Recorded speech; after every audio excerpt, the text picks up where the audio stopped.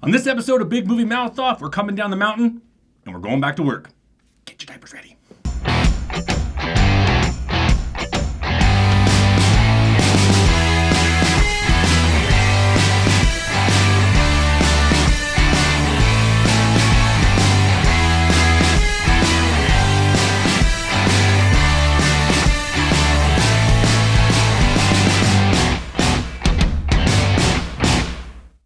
Welcome back to another episode of Big Movie Mouth Off. I'm your host, Jimmy Martin. Jeff Counts. Boom, there we go. Well, in this episode, we will be talking about The Intern with our good friend Brooks Bird. Before that, we'll be talking about Xfinity's on-demand selections for the month of September. But first, we're going to the biggest mountain in the world. It's Everest. Let's take a look at the trailer. You, my friends, are following in the very footsteps of history. Something beyond the power of words to describe.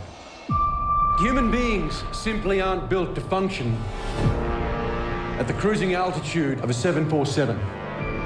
Our bodies will be literally dying. Everest is another beast altogether. How you doing? I'm back. Doug Hansen. What do you do when you're not climbing, Doug? I deliver the mail. First mailman on Everest? Hope so. I like that. Sit down, man. Climatize. How's the weather? It's good. I wish I was with you. One day, you, me, and that little Sarah will all go climbing together. So today's the day, huh?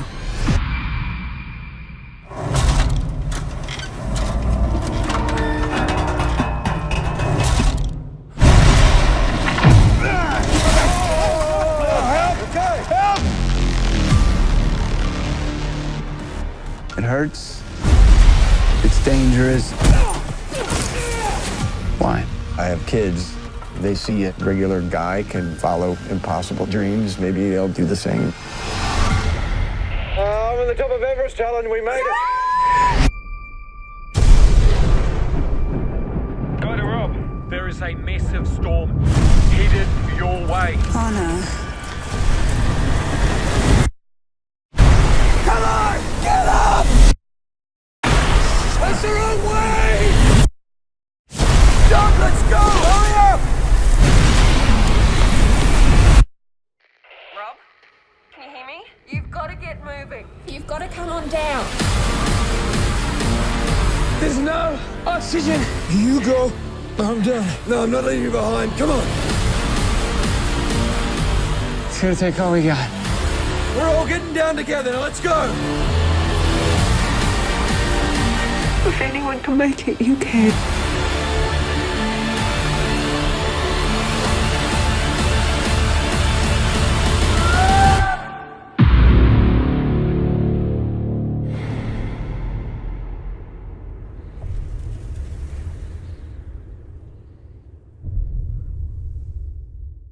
Whew.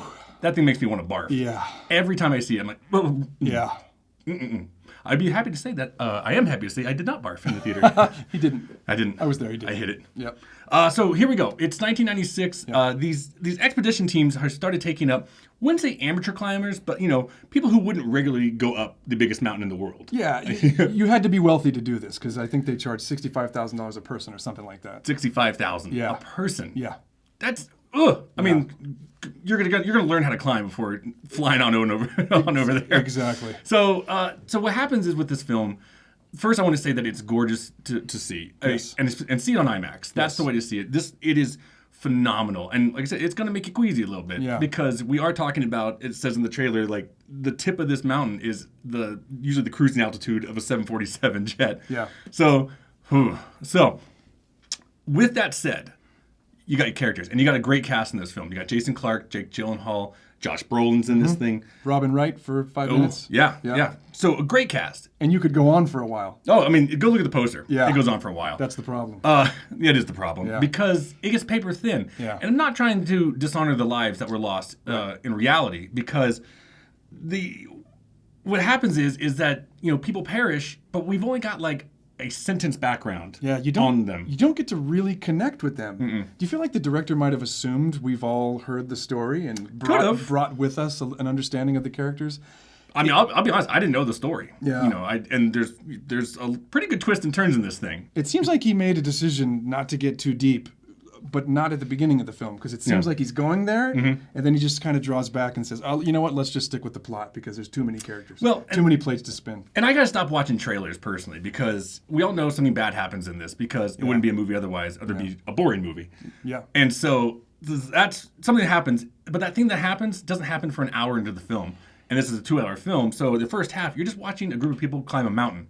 And that's it, So when that happens, and you've got, I'll be kind of honest, I got a little bored. I'm kind of like, when's the storm coming? Yeah. Give me a storm.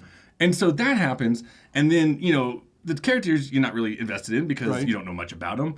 It just teeters off into becoming just uninteresting. Yeah, he does focus on the mountain for that hour. Yeah. Which I think is good because the mountain is the character he does choose to fully flesh out. Sure. He tells you everything about the mountain, all the elevations, what all the base camps look like, what the Hillary Step looks like, which is this mythical place on the mountain. You get to really see it. Yeah. That part's cool. Yeah.